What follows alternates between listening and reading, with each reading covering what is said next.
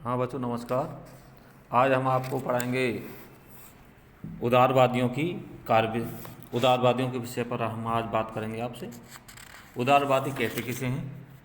जैसे कि भारतीय राष्ट्रीय कांग्रेस की स्थापना द्वारा 1885 से लेकर के 1905 तक का जो काल रहा है उस राष्ट्रीय आंदोलन की उदारवादी आंदोलन कहा जाता है और इस आंदोलन के संचालकों को उदारवादी कहा जाता है। इस काल के प्रमुख नेता थे A.O.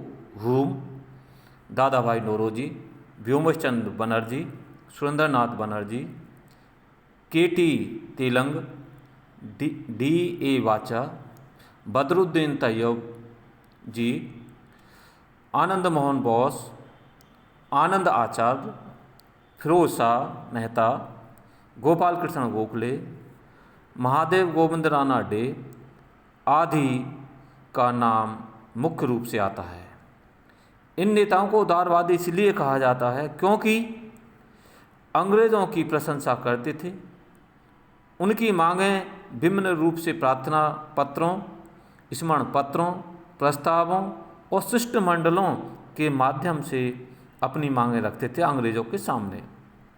वास्तव में उस समय राजनीतिक चेतना का प्रचार कम ही हुआ था और राष्ट्रवादी नेताओं को बहुत सावधानीपूर्वक कदम उठाने की ज़रूरत थी। उदारवादियों ने सावधानीपूर्वक कदम उठाते हुए राष्ट्रीय चेतना के प्रसार में अपनी महत्वपूर्ण भूमिका अदा की, काफ़ी योगदान दिया। उदारवादियों ने अंग्रेजी राज के शोषणकारी चरित्र को लोगों के समक्ष साफ साफ करके अंग्रेजी राज की जड़ों पर प्रहार किया।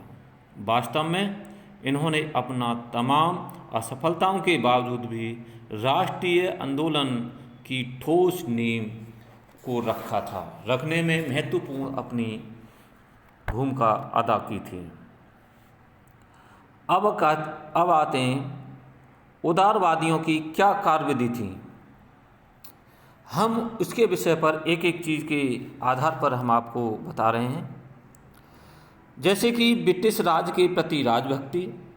कांग्रेस की स्थापना से ही उदारवादियों ने ब्रिटिश राज के प्रति अपनी राजभक्ति का प्रदर्शन करना शुरू कर दिया था, अर्थात दिखावा करना जरूर समझा था। कांग्रेस अधिवेशनों में ब्रिटिश राज की जय जयकार की जाती थी। ब्रिटिश सम्राट के प्रति राजभक्ति का कारण भारत में अंग्रेजी राज के लाभकारी गुण थे।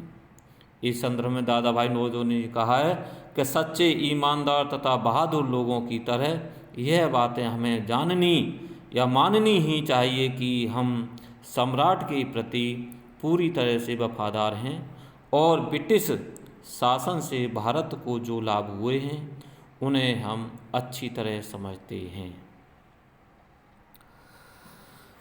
नंबर 2,